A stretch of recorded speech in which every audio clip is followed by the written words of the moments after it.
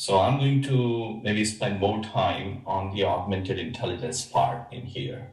So when we start, let's say building a use case, and I'm going to talk about a couple of use cases because it helps to talk about these capabilities in the context of a use case. The general approach that we have is whether you do explainable AI, the traditional predictive modeling route, where you build predictive analytics models, generate predictions, and run explainable AI to explain those reasons, along with that confidence score for the accuracy of reason. Confidence is score not for the probability of prediction, but the score, an explainability score for the accuracy of reasons. So that's the bottom half in here. The top half is where we are talking about data is being opaque. Can we find those patterns or insights or rules which are common to certain business outcome of interest? So that's the top half. But before you begin any of these two journey, there is a step which is so fundamental, I label it zero, the step zero. Is your data good enough? Where we have these APIs for data quality, where you can check for various dimensions, like you do multi-point auto inspection. So I can briefly touch upon this too. Given a data set, how could you automatically subject that data set to these multi-point inspection?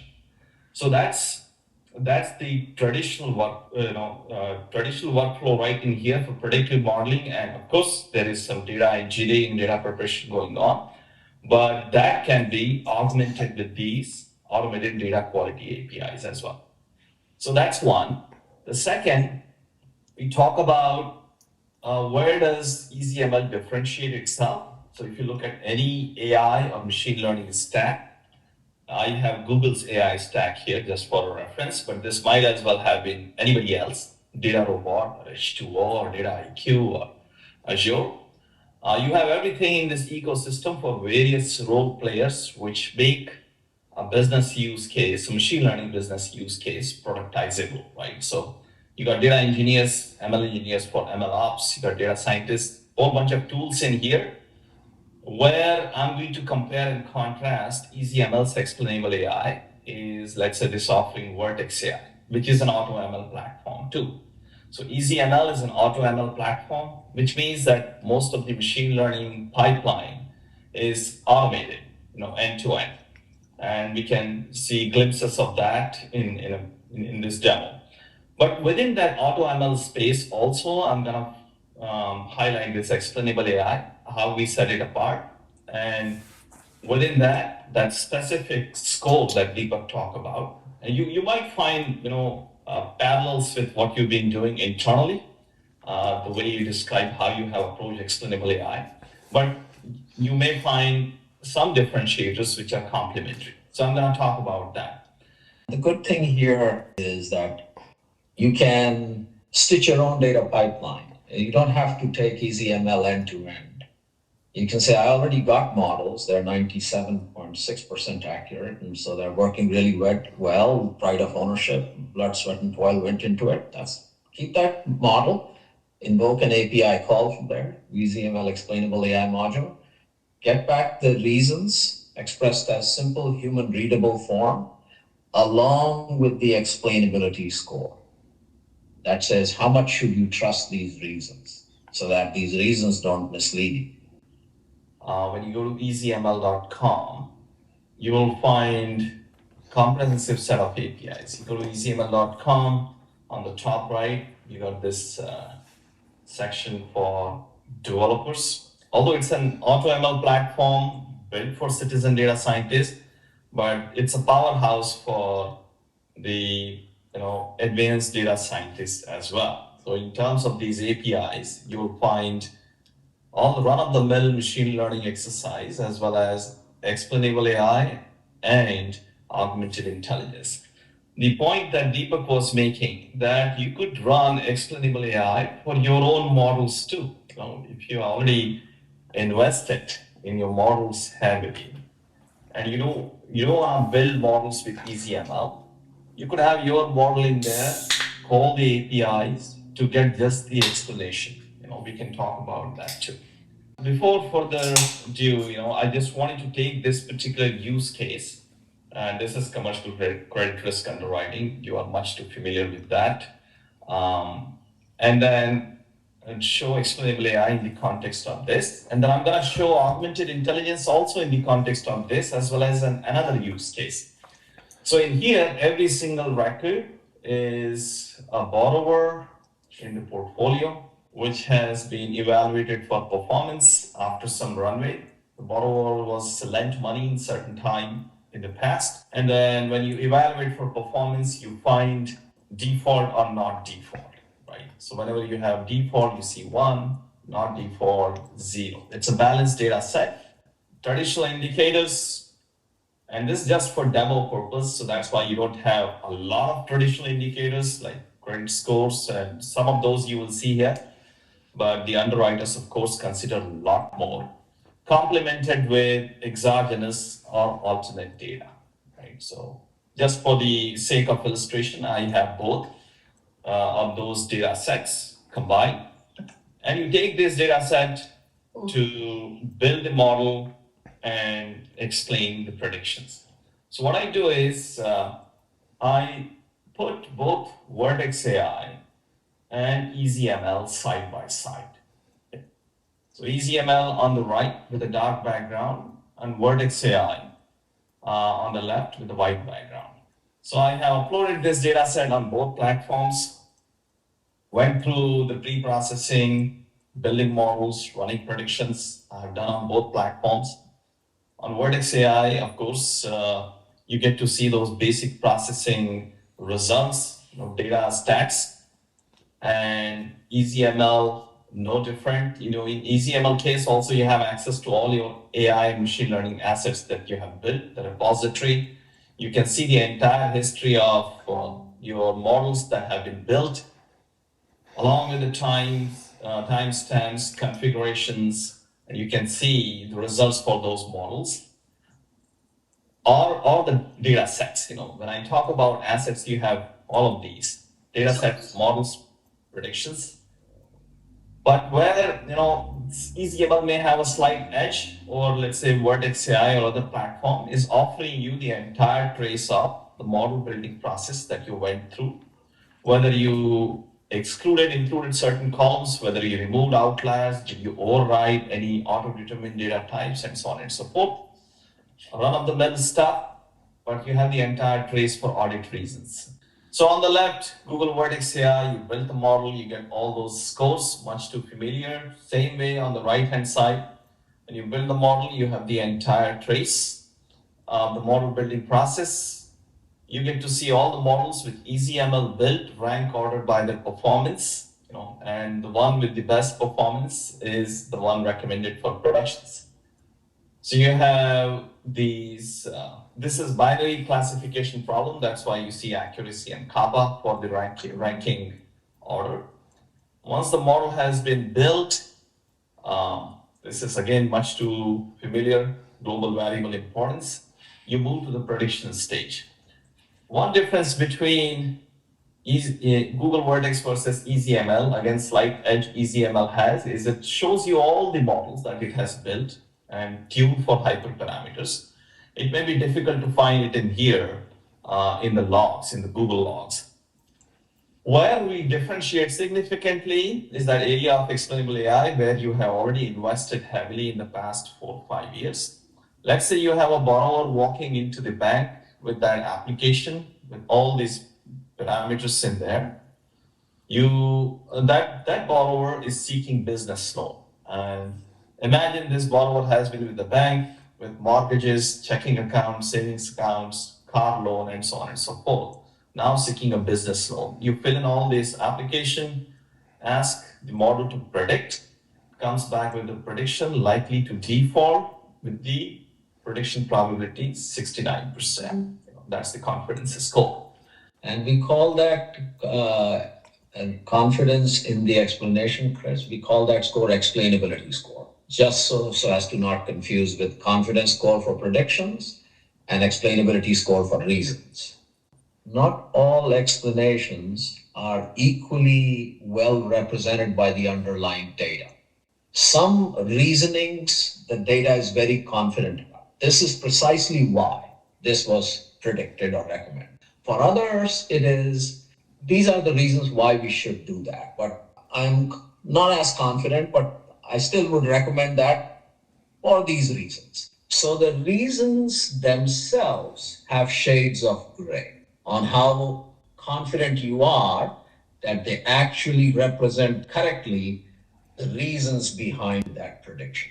Where it becomes very important is if, for instance, you are sharing the reasons with subject matter expert to earn their trust, or for auditors, for instance, and if the reasons aren't accurate, then it damages credibility even further.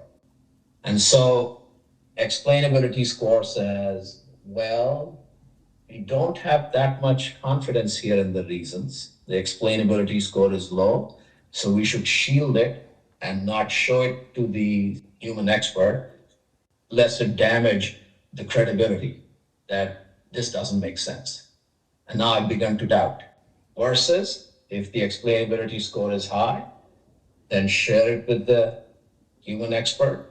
They'll take a look at the reason and say, you know what, now that you show me those reasons, I think it makes sense. I reconcile with your prediction. I think I agree with it now. So that's very important there, so as to earn their trust for sustainable automation, in that they can relate to and appreciate the reasons and not start to question it because one reason didn't seem to make any sense, right? So explainability score can be low in a couple of places. For instance, suppose you are predicting for a case, right? You're predicting for a case which is right along the boundary that separates the approvals and the denials. So now that you are finding the reasons that explain that particular prediction, there is not much separation between the data points and the reasons in the training data and the original data, between those that got predicted as approved and those that got predicted as denied. And so the reasoning that you are now displaying is fairly close to those for denial, and therefore not clearly in the corner of approval. Now take a case where it's a corner of approvals. Clearly the reasons that you would find from that remote cluster where most, which is a well-formed cluster of, let's say, denials, then the reason for denials is well-formed and well-represented by data, and the explainability score would be high there. Versus if it's right along the boundary where there are lots of ones and zeros kind of overlapping, then the reasoning is suspect and low explainability. Pranay will walk you through all four cases of confidence score being high, explainability score being high, confidence score being high, explainability score being low, confidence score being low, explainability score being high, and both of them being low. The way explainable AI works is by means of a surrogate model, right? You're familiar with that concept. The confidence score comes directly from the black box model, which has made the prediction for either class. And the explainability score comes from the surrogate model, which is trying to explain the reasons for that prediction. So in our example, we said this applicant is likely to default. Now you ask why? Why is he likely to default? If you went to the traditional methods of explainable AI, shapely values, all it can tell you is the factor importance score. You will tell the customer your deposit played the most important role. The customer is wondering, what do you mean? Do I not have enough money in the bank? Do I need to bring more deposit in there? And that's where you talk about the surrogate model to be able to give you those reasons. Right? It's on the right-hand side. Telling the customer, you barely missed the deposit sum threshold by 5%. If only you can bring in more money. You have about 200,000. If you can bring in 5% more, 212,000 or so. Your credit score also on the boundary, 671, if only you had 680 plus. Maybe you work on these couple things, and while you're working on this couple, boosting your credit score, bringing in more money, enhance your digital presence, maybe we can do something for you. Now, those are the explanations we have been giving back to the customer, let's say.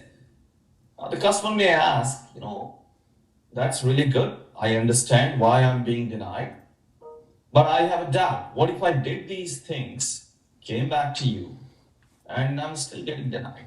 I got more money in the bank for you. Worked with, I worked with the SEOs and web development firm to boost my digital presence. I boosted my credit score. I came back to you. I'm still getting denied. What confidence do you have? I work on your recommendation, come back, and I still get approved.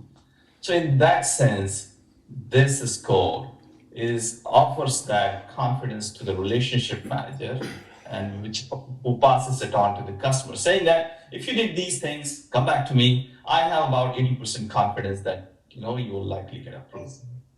Okay. So that's how it makes a difference. That's how it sets itself apart from the confidence score.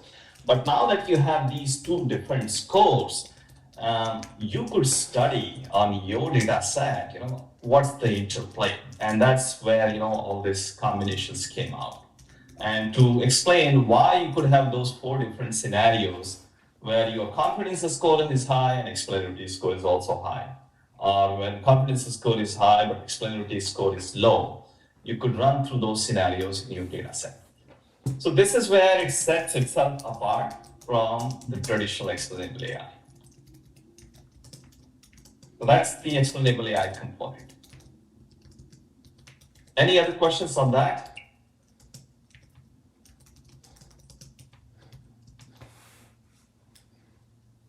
So, Pranay, just one thing, right? If the explainability score is low, right?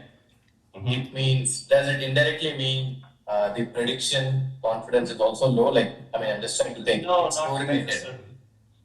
See, the way these models work, your confidence is in the prediction is usually high if you are away from that separation boundary, because the model is pretty sure that you are so far away from the separation boundary between the two classes. And this is a simplistic view. Of course, in multidimensional space, these boundaries are hyperplanes. So if you are far away from the boundary, then your confidence is going to be high. But the fact that you are far away from boundary doesn't necessarily mean that you have, for example, enough of your kind to bring that confidence in the explanation for your denial. So when I say enough of your kind, means these data points of these loan applicants or borrowers, there are some who share common characteristics. So there are clusters of those among themselves too. Maybe there is a group of borrowers who are high in deposit, but the credit score tend to be in the mid-range. Versus there is a group of borrowers who are maybe mid-level in deposit or low in deposit, but their credit score tend to be in the high range, like 790, 780. So within that population of applicants or borrowers also, there are subpopulations which exhibit common characteristics. So explainability score has to do with, how many of your kind have applied for the loan and whether they defaulted or not defaulted. Versus the confidence in the prediction has to do with how far away are you from the model's learned separation boundary. The confidence in the prediction has to do with how far away from the separation boundary. And explainability has to do with how many of your kind, have already been seen in the historical data set.